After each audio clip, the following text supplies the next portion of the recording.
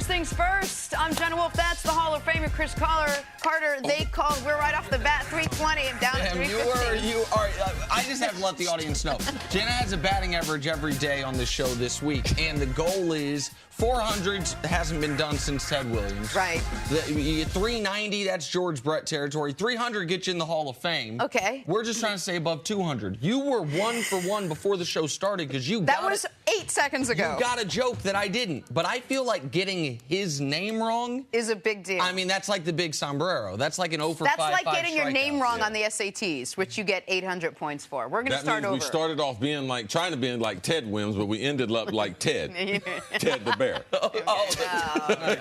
Good deal. Good Chris morning, everybody. Carter and Nick Wright. And we've got a great show for you. We're going to dive right in. An NBA general manager says LeBron is the GOAT. Tom Brady is ready for a new challenge. And Aaron Rodgers, taking the field this evening. That's where we start. Cancel your fancy plans tonight, folks. Packers and Steelers. All right, not quite as much hype as Super Bowl 45, but close. Okay, not close, but this is a game. Packers missed the playoffs last season for the first time since 2008. Aaron Rodgers was a big reason why. Only played 7 games after breaking his collarbone. But he says he's excited to get back out there tonight. CeCe, how well are the Packers set up to contend this season when you got a guy like Aaron Rodgers at the helm? Well, we've seen every time that Aaron Rodgers has been healthy, since he was named the starter, replacing the legendary Brett Favre, they've had a chance to be one of the best teams. And when you have someone like Aaron Rodgers, it's more of the old NBA effect, where we're typically the best player in the NBA team. They're going to win more championships, win more games. With Aaron Rodgers, because he can dictate so many different things inside of the game that you're going to give him a chance to be able to play against anyone. You know, you're not going to look at the roster. You do different things with his roster and New England's roster because we have so much faith in the quarterback that we know the other players are going to be better. We're like, but their wide receivers, like, well, what about their offensive line? But they got that guy. Right. So as long as they have that guy, he loves football. I believe he's coming back this year with a point to prove after a season being cut short last year by Anthony Barr there of the Vikings. Aaron Rodgers wants to get the Packers back in the Super Bowl. And I believe this year, with everything that's gone on, even him injured last year, losing personnel, losing coaches without his input, he seemed to be pretty upset about those things, and I believe he'll use that as motivation, Nick. If all rosters and coaching staffs were created equal, and the only differentiator team to team was quarterback, if guys 2 through 53 and the coaches were all the same on all 32 teams, then this Packers team would win every year. Like, if he had the same talent as the teams he's going up against, the same coaching ability, the same schematic edge as some of the other teams he's gone up against, no one's better than him. It would be Rodgers versus Brady in the Super Bowl every year. So why has the Packers not been back to a Super Bowl since they won one? Well, who is their running back this year? That's not a rhetorical question. No. That's a real one. Yeah. The last couple of years, it was a dude wearing 88. This year, is it going to be their 4th-round pick from 2017 or their 5th-round pick for 2017? Like, here's another question. Who, other than Clay Matthews, is an impact front 7 defender? I'm not certain. Now, Khalil Mack could change those things. And typically when you hear about a marquee player being available, he's available for a reason, because you got to either he has off-field issues, or in Mack's case, he's going to set a new standard for salary. And you're like, all right, do we want to give up multiple first-round picks and make this guy the highest-paid player in the league at his position? If you're the Packers with Aaron Rodgers, absolutely.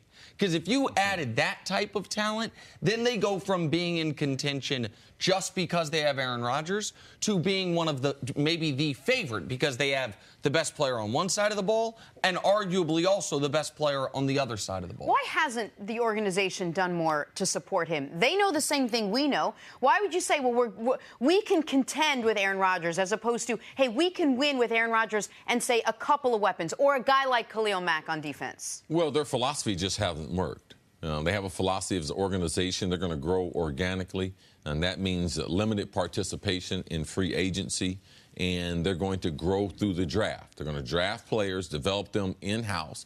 They realize it's a special environment where they play, but they thought that that was going to be the way for them to have success. But they have seen that it has not led to success. They haven't participated in free agency like other teams, and other teams have a tremendous advantage. I believe you bring up a great point as far as the Khalil Mack.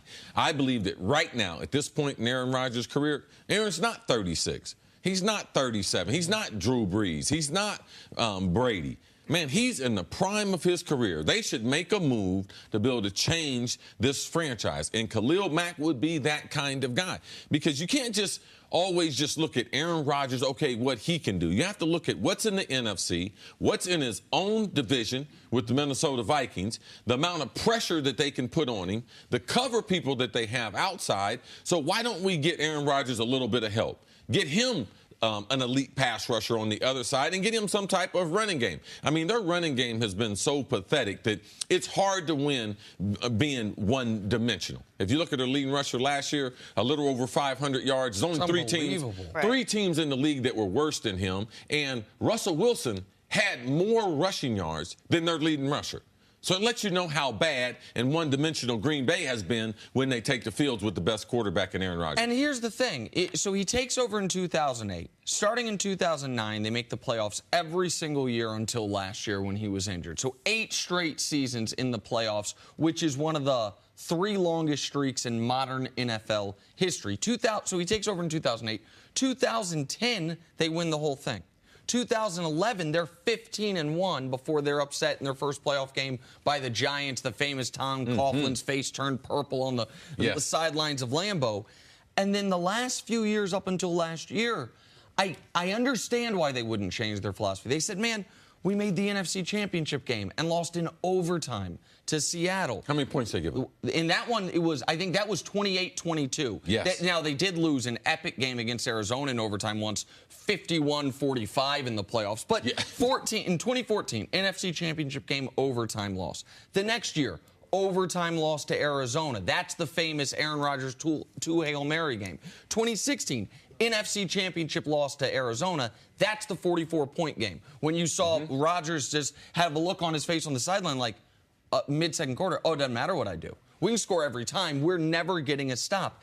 And so you could look at that and say, hey, that's a very successful team. Aside from New England, who's been more successful this decade? Another way to look at it is you can't judge your success by everyone else's when you have the best player in the league. When you have the best player in the league, you shouldn't be one of the teams that is successful. You should be the most successful. And they haven't done that. I can't put that on Rodgers. I know some people say he doesn't have no comeback wins or I watch the guy play. He is as skilled of a quarterback as anyone I've seen in the history of the sport. It's the pieces around him. Yeah, and the comeback wins, you can score, but if your defense don't stop them, you end up holding the L. Right. So the reason why he doesn't have those comeback wins is not because he wasn't productive in those late critical situations. It's that he wasn't on the field for the last series of the game. But a little more promising when you look at the addition of a guy like Jimmy Graham into that offense, and then you think maybe they could get Khalil Mack.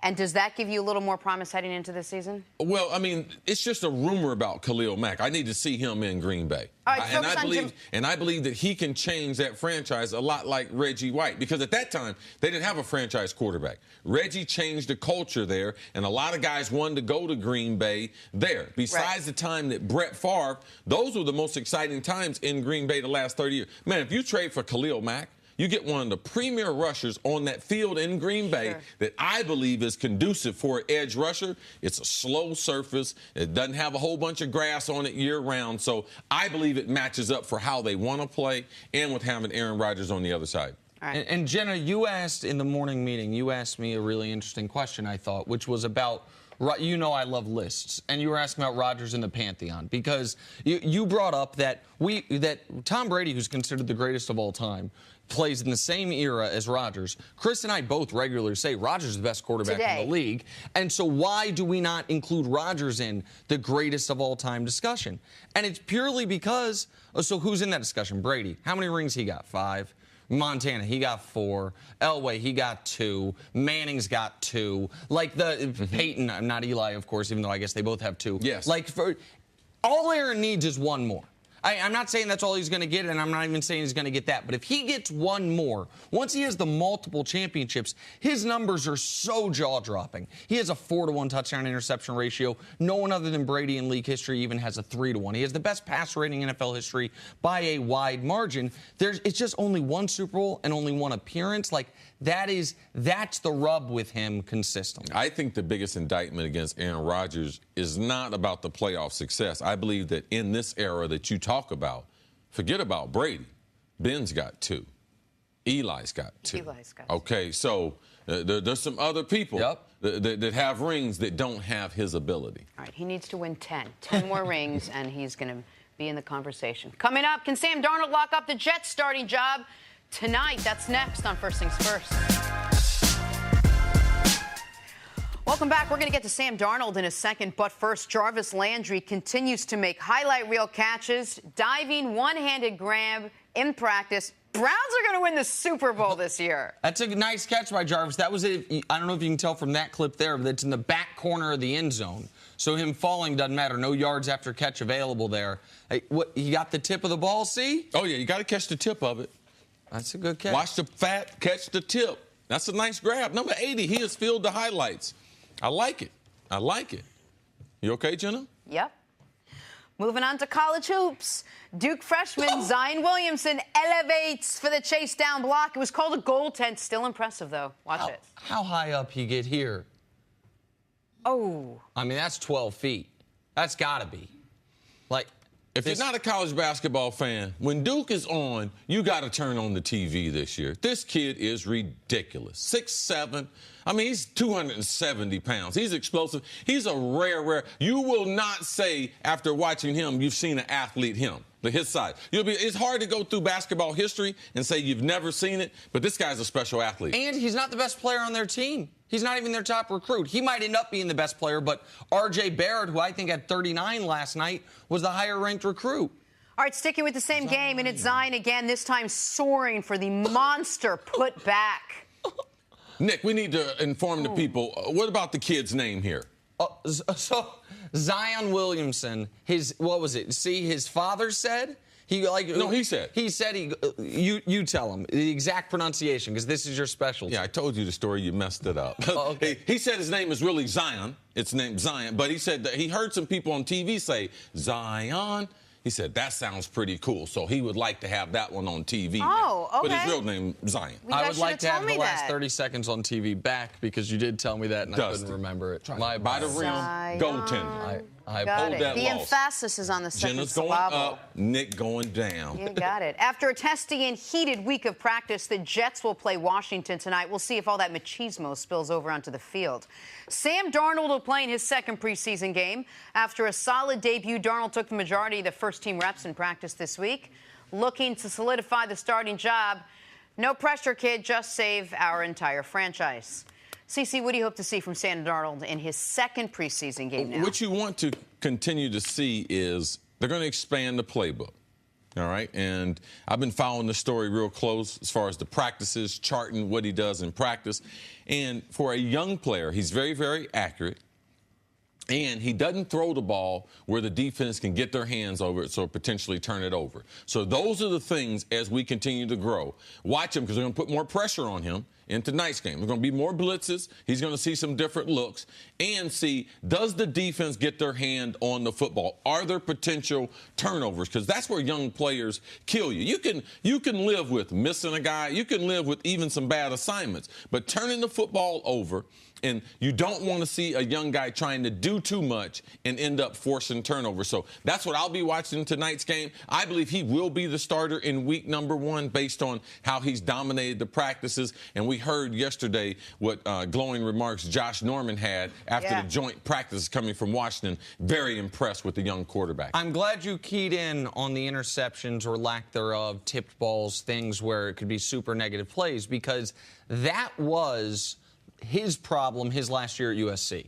The reason he was going into the season, the consensus, no doubt about it, going to be the #1 pick. And then during the season, there were questions, oh, okay, did this guy get better between last year and this year? And those questions were because he was turning the ball over more. It was because instead of the interceptions going down, they ticked up to 13 in 14 games played, essentially won a game. So he's played one clean preseason game, but he still went 3rd overall and could have gone 1 overall. So it wasn't enough to really hurt his draft stock. But that was the one but with him was, does he try to fit it into pockets that he doesn't necessarily have the arm to get it to and create turnovers? And tonight it becomes very important because the reason why he had that digression at USC after having the phenomenal redshirt freshman year was he had less talent, which he's going to have tonight. Yeah.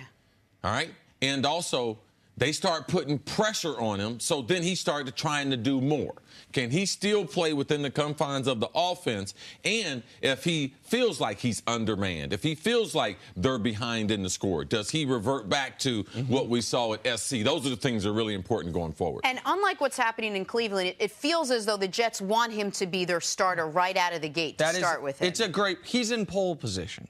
That's the one thing Darnold has going for him that I don't believe any of the other 5 first-round picks have, which is right now he's the leader in the clubhouse to be the starter. At least I believe he is. He's the guy the Jets, their plan once they drafted him at 3 was hopefully he can start week 1. That obviously wasn't the plan for Lamar. It obviously wasn't the plan for Baker. I don't think it was the plan for Josh Rosen. I'm not sure about Josh Allen because A.J. McCarron and Peterman are the guys he's competing with. But with Sam Darnold, they want him to be able to start week 1 for a culture change, for the fan bases matter. And how relevant your team is matters. And when, especially in New York City, it's a 2-team town. And, I mean, all pro sports leagues, it's a 10-team town. And the Jets have been near the bottom of that totem pole. They want him. So do you remember Tiger at the British Open? The shot, this is going to sound like an odd analogy, but the shot that you criticized him the most for was the flop shot when he already had the lead. He wasn't trying to come back. Darnold has the benefit. He already has the lead. He doesn't have to go out and win the job, I don't feel. I feel like he's not playing against the scoreboard. He's not trying to chase. He's playing against the culture. Yes. He's playing against that draft, playing with that draft pick, the organization. I understand that. And so he doesn't have to go out there and all of a sudden, man, I have to be great tonight to jump over this guy.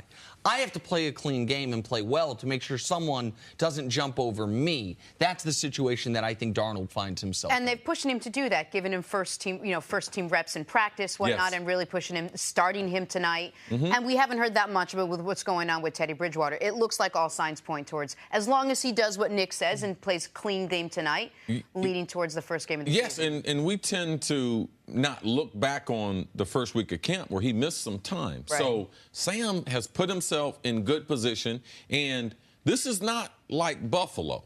All right, in Buffalo, there's not a whole bunch of talent in the quarterback room. Right.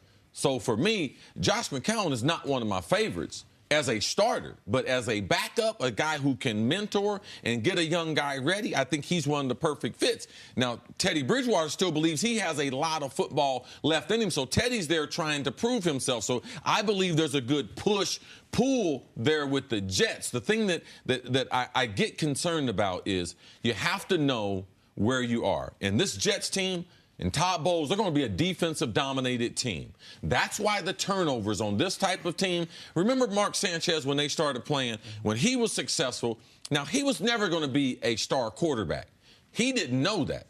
I believe that Sam will be a star one day, but right now he's got to be able to play to the strong suit of that team, and that's to the defense. And I'm glad you both mentioned Teddy Bridgewater because they played, I think they played Saturday, so Teddy hasn't made the show about how he played. In his first real action in a couple years, Teddy was 7 of 8, 85 yards and a 151 rating.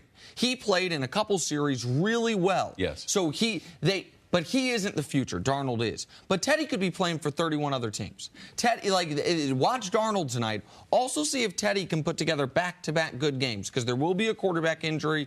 There will be a team that doesn't love their backup situation or something like that. So even if Teddy isn't a Jet, if he's one of our favorite guys. If he continues on on this trajectory, he could find himself when the Jets were saying, hey, for the right price, we could see what the price would be if he continues to show health and the accuracy that he's always had. Never going to have the strongest arm, most athletic, but supreme accuracy. He showed that Saturday night in the Jets game. Fantastic comeback story Absolutely. for him. All right, let's take a break. Coming up, which NBA executive agrees with Nick Wright that LeBron is the greatest of all time? That's next. This is First Things First. Friday on Fox, the Big Three playoffs live from Dallas. Catch Baron Davis and Nate Robinson with a trip to the championship on the line. It all begins at 8 Eastern on Fox, or stream it live on the Fox Sports app. Nate Robinson looked feisty in the first weekend of the tournament. That game winner ended up getting his team into the playoffs, 4 seed against Power. And watching Mahmoud Abdul-Rahman, bless you, Jenna. Fired up about bless that. him, like Jarvis Landry would say. Yeah. The salt and pepper beard, seeing guys do that at a high athletic level, I love it. Mahmoud Abdul-Rauf still hitting threes. Yeah, I might have to hold off on the gray beard there. That just not necessarily sending the type of message I'd like to put. Considering I just got here on the earth. Okay, fair enough. Fair enough. I like it on him. It should be fun to watch this weekend, man. All right, time to go viral. So we are going viral. Check this out. Video making its way around the internet. Little young kid by the name of Arat showing off the soccer skills. He is tremendous. Look at this. I mean, the focus. That's amazing. Those are legitimate moves. I think we should start getting kids' videos, especially playing soccer. Because there's so many kids out there aspiring, little golfers, little soccer players. Look. Wait, and he knows how to celebrate. Did you see him work the camera? The whole thing. But, that is... that's amazing, man. That is great. The other little kid need to put on a shirt, because I could just see him now in 20 years as a grown man walking around with no shirt on. Put your shirt on, Ketta. Stories to start your morning. Big-time recruits R.J. Barrett, Zion Williamson combined for 63 points last night in an exhibition game. Zion even went 3 for 4 from the only place he didn't think he could, beyond the arc. I just had never seen the video. Every video we see of him is dunking on some little right there. 6th grader or something.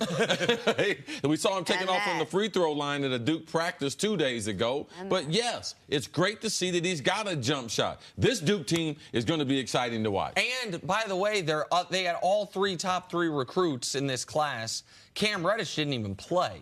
But your point about, can Zion hit threes? He was 3 or 4 last night. Now it's a set shot. Whatever it is, having that in his game when he instantly becomes the most athletic person playing basketball. This should be able to help you out. Tell your boy, Ben Simmons, to call Zion to get some tips of how to shoot a J. Okay, I'll hit up Ben right after the show. No problem. All right, to the NFL now. Dez Bryant will meet with the Browns today. Dez needs a job. Cleveland needs a wide receiver. Indians. The Browns, after trading Corey Coleman and with Josh Gordon still MIA, do need someone to catch the ball. CC, what does Dez have to prove to the Browns in this meeting? I think from a mental standpoint that he's ready to attack an NFL season. He's been away from football. He's been away from a team for a long, long time. The general manager, Dorsey, he doesn't know what Dez's state of mind is. So when you sit down in these types of meetings, they need to know you're committed to football. And you're committed to the Cleveland Browns playing football, and you're committed to doing it at a high level. If he's able to do that, I believe he gets signed today by the Cleveland Browns. One other thing, if I'm John Dorsey, I need to ask about now, thanks to Dez's tweets. How healthy are you? I had no reason to think Dez wasn't healthy at the end of last season when the Cowboys cut him. But when he was tweeting during the Browns game, he said, I had to get my body right. I had to take time. I want to know what that was about. And if you want to know that, I'm willing to go out there to the field right now and give you 15 minutes of a preview. Well, Dez should be in that type of shape and that type of mentality at this stage. It's August. All the good football players are playing football, are fighting.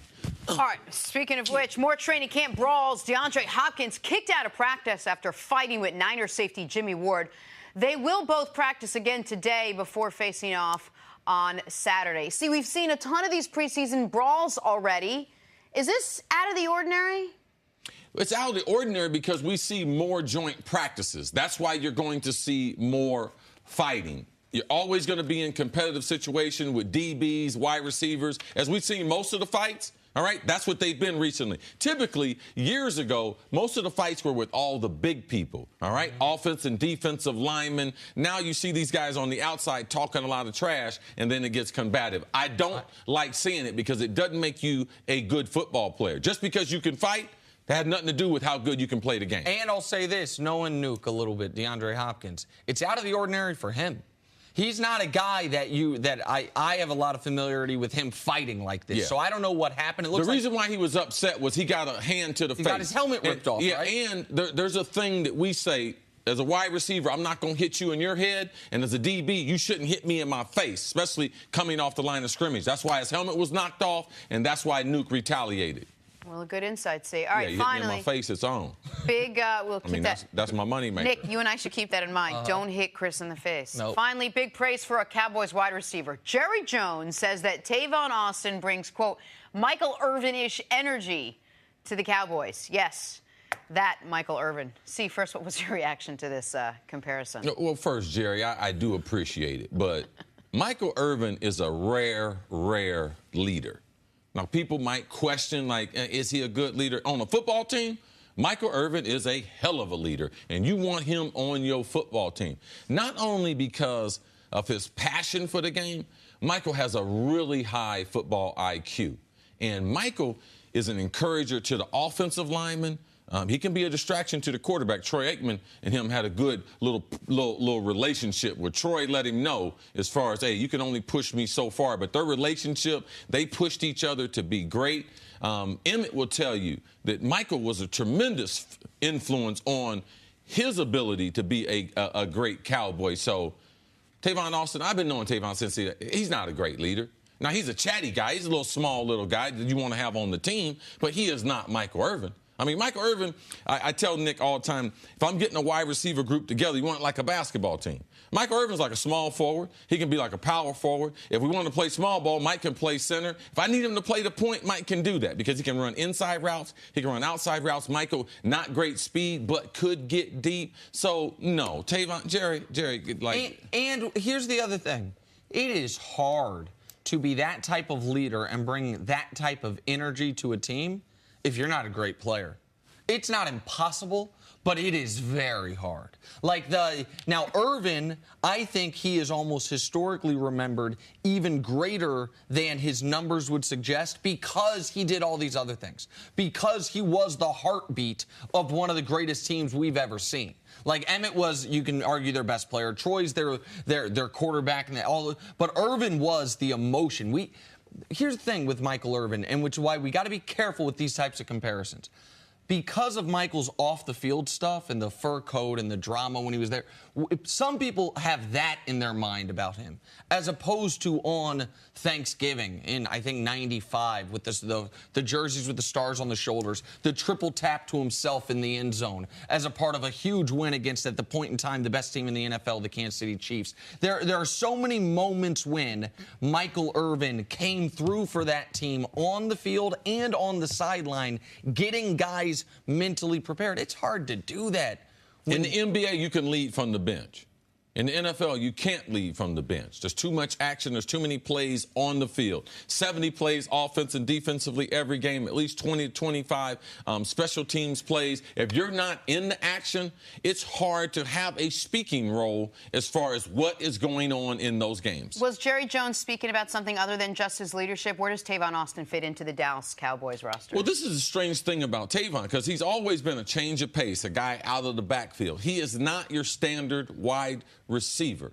And he hasn't made an impact as a wide receiver since he's been in the league. In Dallas's practices, funny as it's been, he hadn't played much running back. He's played a lot of wide receivers. So this is the thing we're going to have to see if what they're doing in practice transfers to the game. They do need wide receiver help. Right. And I do believe this group has more speed than the Dallas wide receiving groups in the last couple of years, but will they utilize it? Will they utilize his speed on the football field and put him outside and allow him to run some of those deep routes? I don't think they will. I think this is a lot of talk, and it's going to be more like Michael Douglas compared to Michael Irvin. Something was coming with the Michael. I was waiting. Me too. So speaking of Michael, I thought it was going to be Michael Scott. There's only one Michael Scott. Speaking of Michaels, another Michael. New topic: the concept of the GOAT. the greatest of all time. In the NBA, the name at or near the top of every one of those discussions is LeBron James. James will enter his 16th season this year with a new home playing for the Lakers. Actually, he's got like 12 homes out there. Coming off what might have been a career best season last year, some say he is the greatest, and it looks like Rockets general manager Daryl Morey agrees. You just look at his ability to generate wins and championship probability over time, and you basically break that down. And obviously, you don't need all the numbers. You can watch as well and see that. But if you basically isolate that and also look at the career he's had, frankly, I think it's at this point it's become a bit of a big margin actually, where he's come out ahead. I know that's a little controversial. Well, let's discuss that little controversy. See, Daryl Morey says that LeBron is the GOAT by a pretty big margin. Where do you fall on that? I got a lot of respect for his overall opinion, but it's really hard, and especially to say gaps. It's really hard to say that there's a gap between, say, the 5 greatest players and whoever you want to be. If that Kareem, if you want to be Jordan, if you want to be LeBron, if you want Wilt in there, if you want Bill Russell in there, to say that there's a big gap in trying to distinguish their careers, I don't see where he can see that. Now, the analytics might point to that. I don't see it that way. Basketball's been judged for a long, long time on a number of different things. One's been championships. Other things been on scoring the basketball. Now, LeBron James, his ability to have an impact on the game, rebounding the basketball, passing the basketball, and scoring the basketball, it is one of a kind. But I don't see the gap between him and Michael Jordan. And what Michael Jordan did was truly, truly sensational. So maybe he thinks that maybe it's one of those Peyton Manning discussions, like where Peyton Manning is the greatest regular season quarterback and Tom Brady is the greatest postseason quarterback. Because what Michael did in the NBA playoffs, no one can say. So I don't see a gap in that. All right. Michael Jordan, what he did, I would say there's a gap between what he did and what all the other great players did, especially in the playoffs. So the reason that Daryl can say that and what I think it's very interesting hearing it from him. And not just CeCe joked about it earlier, not just because I'm friends with Daryl, but because he kind of started the wave of analytical-based organizations in the NBA. Baseball was way ahead of the curve on that. Daryl and the Rockets were the team to really get that going in the NBA. You can look at things like value over replacement player, box score plus minus, all these things where LeBron has Jordan, where LeBron's ahead of Jordan. But what he is saying is not about skill level. Because that's where C's right. There is no big gap between LeBron and Jordan or Russell and Wilt or Kareem. And a skill level, those are all, we're really picking hairs. But you can use the numbers to look at, in the totality of your career, who has impacted the most games, who has impacted winning the most, and who has had the biggest impact on how many teams have a chance to win a championship. And that's where LeBron's longevity, that's where LeBron's health, and that's where the fact that, to use a phrase from Chris, where his cement is not dry, where he can create this level of separation that I believe he is in the process of completing, essentially. Even if you believe, well, at the end of the game, I'd rather have Jordan. What Daryl is saying is, it's a 48-minute game. And who would you rather have the guy, even if the numbers don't suggest there's ever been a more clutch playoff performer than LeBron? But let's just say my eye test says Jordan was more clutch. If we have a guy that says, over the course of the first 47 minutes, it's not a tie game, we're up 6, that's the guy I want. If you look at it from a pure, just raw data standpoint, I hear what Daryl's saying. But even if you don't, and this is the thing that I think people are going to have to come to terms with, if you didn't have any of the data, because, Chris, some of that data is the 6 championships. That might be basic data, but that's just data. And you just watched these two guys play a game.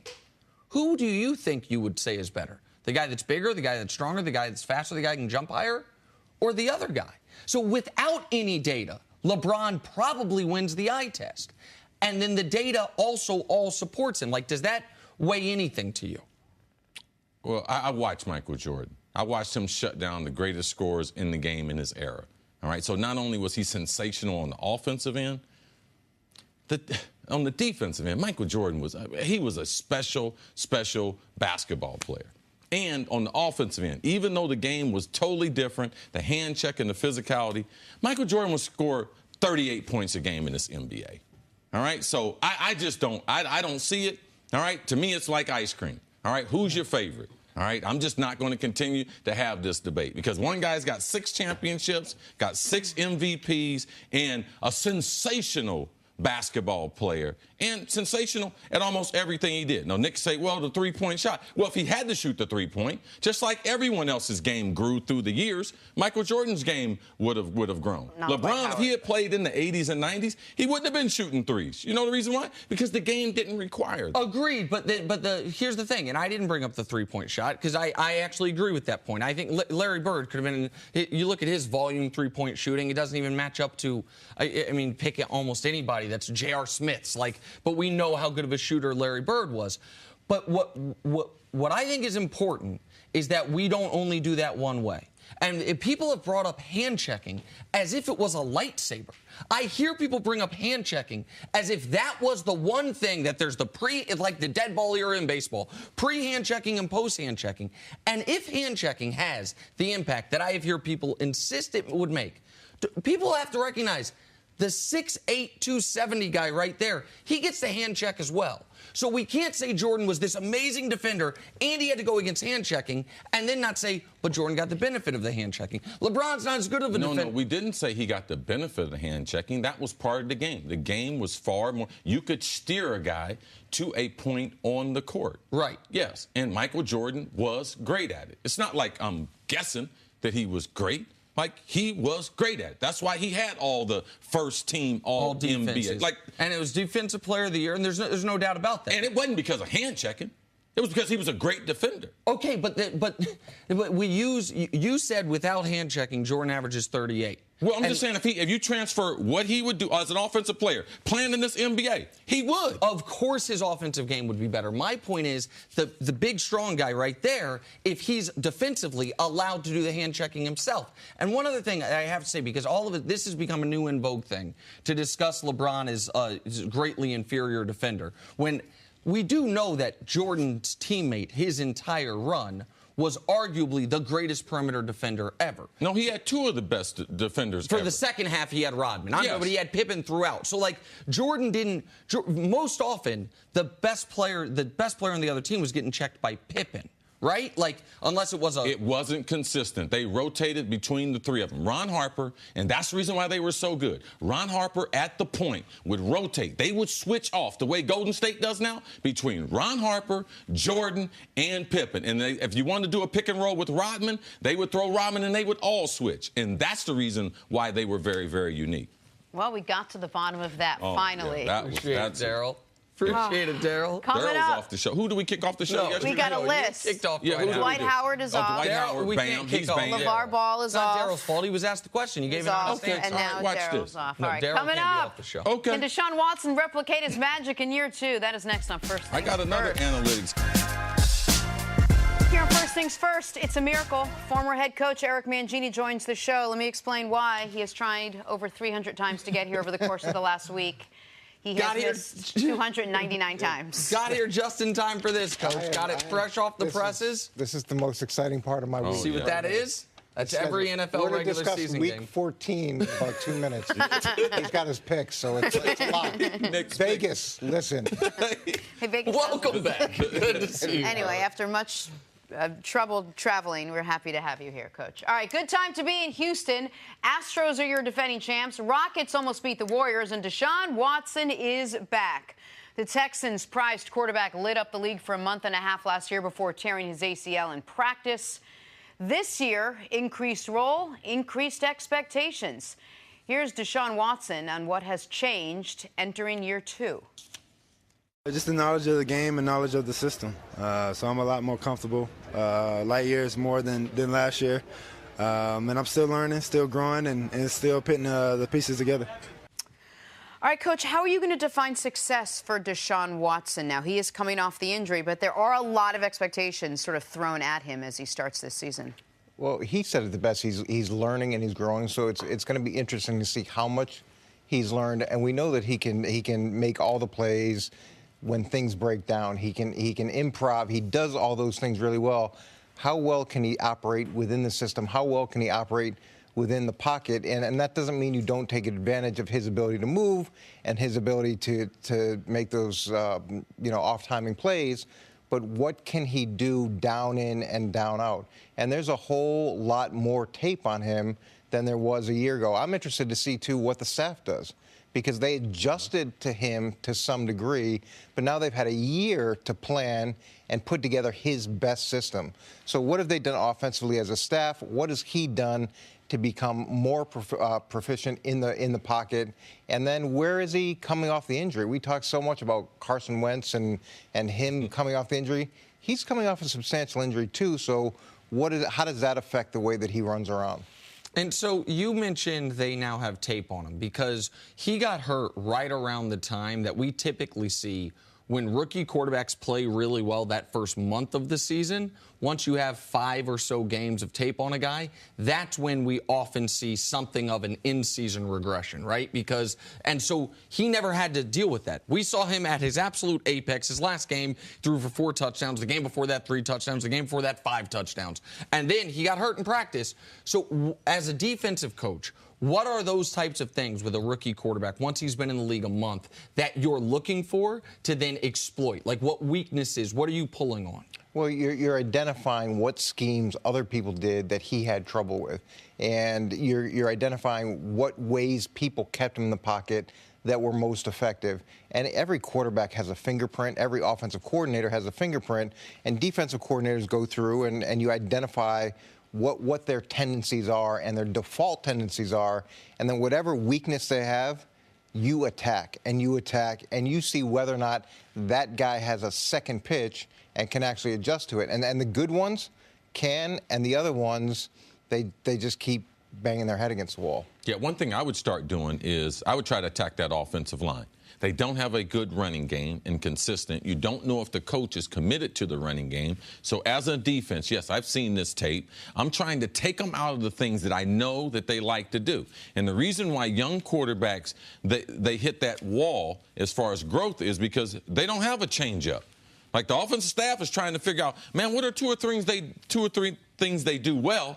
And besides that, there's not a whole bunch that they can go to. Veteran players, there's more things they can go to. They have their quick passing game. If you blitz them, they'll throw the ball deep. If you have them 4 weak, they'll change the protection.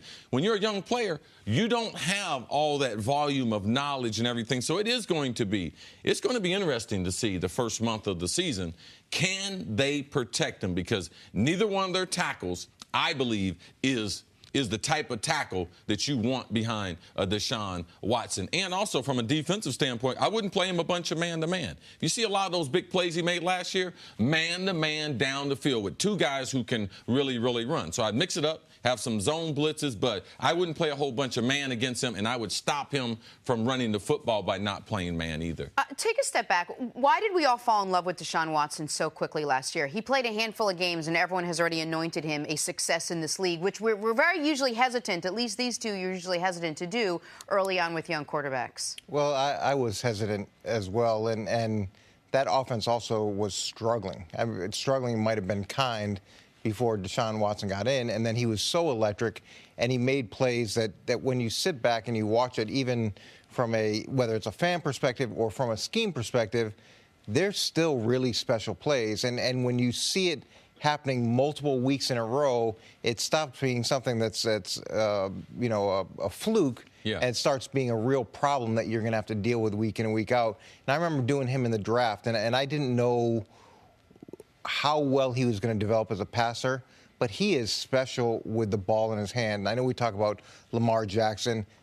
No, Deshaun Watson, when you watched his college tape, when he had the ball in his hand as a runner, it was different. It was unique. It's really something that I hadn't seen in a while. The reason I think people fell in love with him was threefold. One, we had seen what the Texans' offense looked before he got there and what they looked like after. Very rarely do we get almost like a perfect test case where, okay, one variable changed, and how did the results of the experiment change? Okay, with Deshaun, 35 points a game. Without him, with the same talent on the offensive end, 13 points a game. Because while the Texans were marred by terrible injuries last year, aside from to Deshaun, they were on the defensive side of the ball. It's not like, oh, when Deshaun went out, so did Nuke, so did Will Fuller. That's not the situation. The other reason is because there were some people, myself being one of them, who saw this kid at Clemson. Everyone saw him at Clemson, but who said, man, some things don't translate college to pro, but the closest thing to a pro defense in college football is Alabama.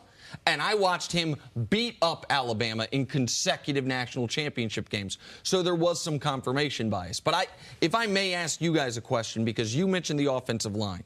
The Texans have a bad offensive line. I think most people think if you have a mobile, like the antidote for a bad offensive line is a mobile quarterback, and maybe to a degree. But aren't those sometimes the hardest quarterbacks to block for? Because you don't know where they're going to be. Because if you're a tackle, like, doesn't that make the offensive line jobs harder, even if he can escape that first rush? Like, if he rolls out early now, all of a sudden, am I saying that right? Well, it's your theory is right, but it's not correct. Okay. Because actually a guy who can't move behind a bad offensive line is going to get hurt. All right? So people make excuses that a guy who's mobile is hard to block for. But if the guy's not mobile and I miss my guy, who do you want back there? I want a guy back there because he can cover up for the mistakes. And also, you can move the pocket if a guy's mobile. If a guy is, if he's going to be a statue in the pocket, then it becomes, you have less variables. You can't run any RPOs because in the RPOs, you can slow down that rush. So you still have other threats with a mobile quarterback. Most coaches would always want a mobile quarterback over a guy who couldn't run at all. Yeah, and I would love to have a mobile quarterback. What you don't want is a jittery quarterback, because there's quarterbacks in the pocket that they move before pressure even happens. They're looking down the field. They don't see anybody open. They think the rush is going to come, and then they move. And as an offensive lineman, you're blocking the pocket for a very specific spot. So now those are the problems Randall Cunningham and Michael Vick had in their early in their career. Yeah, it's they vacate way Chasing too ghosts. early. Coach, he was coming. I saw him coming on the left. Yeah. I could feel him. And you watch the tape, there's nobody within a mile of the guy. And then all the offensive linemen are angry because they're trying to give you what you've asked them for. So it's seeing whether or not that guy has the instincts to really anticipate when pressure's coming versus just being nervous. Guys that run before they have to, that can be a problem for offensive linemen. It's a huge problem, and offensive linemen get really angry about that because they can't see where the quarterback is, but the defensive lineman can. So if you're setting up and you've got inside leverage and this guy's vacating. Yeah, they're set up to create a pocket. Yeah, and your guy leaves. Imaginary pocket every play. And if the guy leaves the pocket, he's on his own. Yeah, and I can't see that because I have my back to you, but the guy who's rushing sees it because he's looking at you. All right, Coach, stick around. Coming up, what does Aaron Rodgers have to do to get back to the playoffs? That's next on First Things First. Back here on First Things First with Coach Mangini. Jalen Ramsey gave an interview to GQ. Let's just say Ramsey didn't pull any punches. Yes. We will bring you these throughout the morning, but here he is, Jalen Ramsey, on Matt Ryan. Ready? I think Matt Ryan's overrated. You can't tell me you win MVP 2 years ago and then last year you're a complete bust, and you still got Julio Jones? There's no way that should ever happen. I don't care. You know what that tells me? That tells me Kyle Shanahan left, went to San Francisco, got Garoppolo, made Garoppolo this big thing, and now Garoppolo is a big name. And now Matt Ryan has this bad year. All right, well, was it really you? Or was it your coach? Stream of consciousness. And if you didn't read this interview, like Jenna said, we're going to bring you more later in the show. It ramps up from there. Matt Ryan, he had flames for everybody. Matt Ryan got the least of it, but there you go. Your guy Jalen giving coaches credit. I'm sure you like that. Yeah, I mean, that must be a really comfortable conversation that they're having in Jacksonville about his, willingness to blow up the rest of the league. Like, why? What's the upside of this? Well, real quick, may I ask you, because I thought this might be your reaction. What's the downside of this? You anger almost, I don't know how much the league, half the league, a quarter of the league, whatever it is. Why are you disparaging other athletes? Why are you attacking other athletes? Why don't you just worry about your own game? You know what I would do the first play of the season? I would line up Odell Beckham to my left. They play the Giants, right? Jacksonville? I'd throw a screen pass. That means my left tackle would be feigning, let the defensive end go, and then he would be going out to the sideline. And you know what he'd be doing? Chop blocking the first corner. Because he did say Eli was trash, right? He said it's not really Eli. I think it's Odell. I won't say Eli's good. I'll say Odell's good. Yeah, I'm just going to, like, there's going to be a lot of offensive linemen that he didn't criticize, but they're going to be taken up for their quarterback. And that's something that Nick Wright doesn't understand. And that's what's going to happen to Jalen. He's going to get bust on his knees by a bunch of big guys and like, why are all these guys after me? Because of all that stuff you said about all their guys. Yeah. He actually went off on 22 quarterbacks. He went off on everybody. Okay, they're coming for him. Let me ask you this. If we're actually going to do this. Do y'all think I made this up? No, because it's something I don't understand. So I'm going to go further on things I evidently don't understand. So let me ask you this before we get into the topic. If that is an effective strategy, if that helps the Giants win football games, then why wouldn't they do that every week? Because every corner's not chirping. You don't have to do that. No, but hold on. No. Let's follow We're going to have the screen game in the game anyway. But now when I go out there, who is Nate Solder looking for? He's looking for 2-0. Right. But so, again, just help me understand because I don't understand. Maybe you can help me understand since I evidently don't get it. If the Giants would be doing that if it helps them win games, right? To help you win a game. If that helps you win a game, they should do that whether he said it or not. Or are they doing that because he did get in their head and it doesn't help them win the game? I just don't understand. I don't think Chris is just saying it necessarily helps them win the game. I think he's saying it helps them send a message in terms of, we support the guys on this team and we believe firmly in it and we're going to get an understanding. Okay. All right. So they are going to adjust their game plan based on what he said. No, I don't think it's going to be something that comes down They're going to run screen pass organizationally. anyway, Nick. It's in the game plan. I think it's just getting an understanding. Okay. Have you ever gotten an understanding with somebody? What? No, I get plenty of understandings. I knew you wouldn't like it. I think guys, if every guy in the league was like, what? Who did you like it? I think if every guy in the league were like Jalen Ramsey, it wouldn't be good. And if every guy in the league were like Marvin Harrison, how many guys have we ever seen like Jalen be successful? What? Well, show me the list of them. I mean, Deion talked a lot, right? No, he didn't. Deion didn't talk a lot? No, look up the tape.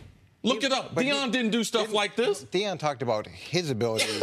He didn't disparage other people. I don't even know what to call it, but Deion was not that. Look it up. No, so you're saying he talked, but not like this, not about other guys. I know Deion. I played against Deion. There's a lot of things Deion was, but a talker and opposition and the quarterbacks, no, Deion, he wasn't that. No, that wasn't Deion. So he didn't get this from Deion. This is a Jalen thing. You think it'll hurt him? Tell me, I'm waiting on the list, all right? Because we do lists. Show me guys in the league that have played at a high level and talk trash. Okay, so if we're talking about their opponent, Chad Johnson at his peak. How about that? I saw him in his locker right before he made those Pro Bowls. Got one guy. Not a great player. What? He had some good season. Not a great player. Got one guy. Right. I mean, I'm doing this off the top of my head, see. I honestly... Because there's not a lot of them, Nick. Right. There's a reason why, because pro football is played a certain way. And it's played with your pads and your helmet. It's not played with your mouth most of the time. I'm curious, why do it now, and how did it set up with this article? It seemed like the article they were going through his schedule, right? And he was answering questions about the quarterback. Flow of consciousness. And then what happened was they saw what he was saying, so they didn't just started throwing quarterbacks at him. And he gave his honest opinion. Like, I don't know. I mean, he didn't watch the tape of Matty. They got a bite because Matty didn't have that type of year. He had a lot of bad things going on around him. If Jalen had watched the tape, what really happened last year with Matty? Good news for us. We're going to do this 3 more times because he has as you like to know, a bevy of things that he has to say. He's got some takes. All right. He's got some takes. Let's talk some Aaron Rodgers. Aaron Rodgers will make his preseason debut tonight. Packers and Steelers, not quite as much hype as Super Bowl 45, but close. Okay, not close, but it is a game. Packers missed the playoffs last season for the first time since 2008. Rodgers was a big reason why. Only played 7 games after breaking his collarbone. He says he's excited to get back out there. Coach, how well are the Packers set up to contend this season with Aaron Rodgers back at the helm there? Well, they should be in great position to contend. They've got one of the best players in football playing quarterback, and whenever he's been playing quarterback, they've been in the mix. And the one year that he wasn't, we saw what happened. So it's going to be interesting to see how the new coaching staff fits in. I mean, there was massive overhaul in the coaching staff, young receivers. There's a lot of moving parts here because they've changed so many things in Green Bay. So how all that fits together and how quickly it fits together, that's the question. And you always go into training camp with one idea of who you are, and then you realize actually what you can do. And they're not always the same thing. And sometimes it takes 3-4 games in the season before you realize who your true identity is. And I think they're going to have to go through that process. Their true identity is throwing the football. They have to come up with other things. Their offensive line has been really underrated, but has suffered a lot of injuries. Their wide receiving core, they can't sustain an injury to any one of their frontline players. And if Aaron Rodgers gets niched, we know their season is over with. That's what happens every time Aaron gets hurt. If they don't have enough wins at that time, it's like, oh, can they get to the finish line? It's, that's who the Green Bay Packers are. Now, I hope if some of the rumors are true, I hope they trade for Khalil Mack, because that defense has not been dependable at all. They have not helped Aaron Rodgers. The reason why we only have Aaron Rodgers in the topic bar when we talk about Green Bay, because he's the only star player that they have. Like, they don't have any other player that would be able to draw the attention. And defensively, you got to be able to help a guy out. With the types of defenses in the NFC, the types of defenses he's going to have to go through, let alone, forget about the quarterbacks, but those defenses that Aaron Rodgers faces compared to the defense that Green Bay is putting out there. Let's look at the top 8 teams in the NFC. And look who has the worst defense. And they're all pro defensive players. But I've got takes on this as well. But I saw your face when Chris was saying, like, you don't love this when it comes to Aaron Rodgers. No, I think at the end of the day, you hear all the time, "I got to help Aaron Rodgers. Got to help Aaron Rodgers." Who's helping Tom Brady? What's their all-star cast? And trading for Khalil Mack. Khalil Mack needs to stay in Oakland. They need help too. And then to go get this, unicorn. Hope that we're going to get a unicorn in preseason to save Aaron Rodgers, I don't get that either. You want to be the highest paid quarterback, but you want to go out and spend high in free agency. There's only so many resources, and you only have so much money and so many draft picks. And once you start spending it, that's it. Look, you're one of the best players, arguably the best quarterback. We can't go and just constantly be worried about helping you. Well, but there is an element of roster construction where these guys, we can look to Peyton Manning. The one year he won a Super Bowl in Indianapolis, they happened to have Defensive Player of the Year Bob Sanders. They had Freeney throughout a lot of his run, Robert Mathis, but the one year they had not a mediocre defense, but a good defense was the one year they won a Super Bowl. And they needed that because Peyton Manning was the only quarterback in the history of the NFL playoffs to win a Super Bowl and throw more interceptions than he did touchdowns in that run. So that defense, they saved Peyton Manning actually that year in Indy. And then obviously he won another Super Bowl in Denver, but that was a defensive-dominated team. Peyton had been injured and benched at one point in the season and came back. Rodgers, when we've seen him win his Super Bowl, they had Charles Woodson at the time. They had a better version. I believe Clay Matthews had double-digit sacks that year. Like, we've got to be fair to what guys need around them. It can't be. It's not the NBA. And it can't be one guy. Hell, in the NBA these days, it can't even just be one guy. I don't look at Rodgers as someone that is always saying, I got to have more help. But the Packers have participated in free agency less than any team in football in the last decade. Yeah, I believe Tom Brady, he's not happy with his roster either. But Tom Brady has given the Patriots an opportunity, not 1 year, but for a number of years, that they could fluctuate under the salary cap, do whatever you want to do. I don't have to be the highest paid guy. So, Coach, I see what you're saying to a couple points there. And Tom, maybe behind the scenes, not publicly, he never gets in front of the microphone and makes an excuse. So if we're talking about the 2 best players in the league, you definitely talk about a different mentality because Aaron is putting pressure on the Packers to be the highest paid. And he's probably going to make 30, 32 million. He might be making 18 more million than Tom Brady. But Tom Brady, he might be complaining privately. No one knows about that. And he's saying, no matter who you put me out there with, I'm going to win. Because Aaron Rodgers' personnel is probably better than Tom Brady's personnel. and there's just not unlimited money. Everybody always talks about, well, go get this guy, go get that guy, go do the. There's not. It's a salary cap, and when you want the biggest chunk of that pie, then you have the biggest responsibility to try to bring it home. Now, what more help do you want? You got rid of the whole offensive staff. You got rid of the whole defensive staff. But he didn't want them to. You got rid of the GM. Well, I mean, then maybe he should have spoken up. He did speak up. He got upset about that. But hold on. When did he get upset? Before or after? He didn't say that he was upset with the changes. He said he was upset. He wasn't asked about that they didn't talk to me. Hold on, but wait, just real quick. We've got to be fair on the Brady stuff. We can't. You can say personnel for personnel because I actually agree with you, especially last year as an example. Patriots didn't have stars on defense. Edelman was out for the year. But we speak glowingly, almost religiously, about the culture in New England, about the coaching in New England, about the preparation in New England. And Brady benefits from that. You talk about that as much as anybody. Like, one of the reasons, I would imagine Tom Brady probably wouldn't be okay with making $14 million a year in comparison to his peers if it wasn't part of, okay, well, I get to the Super Bowl once every 2 years. Like, Rodgers has done everything you can do on the field to help the team. There is, you're right, limited resources, which is why it's important you hit on your draft picks. It's why it's important you make smart free agent signings. Like, the Packers have not done him right over the last decade. The Patriots have missed on free agency and on draft picks. Yeah, there's been tons of misses over time. Are we sitting here saying the Patriots aren't the most well-run organization in the NFL?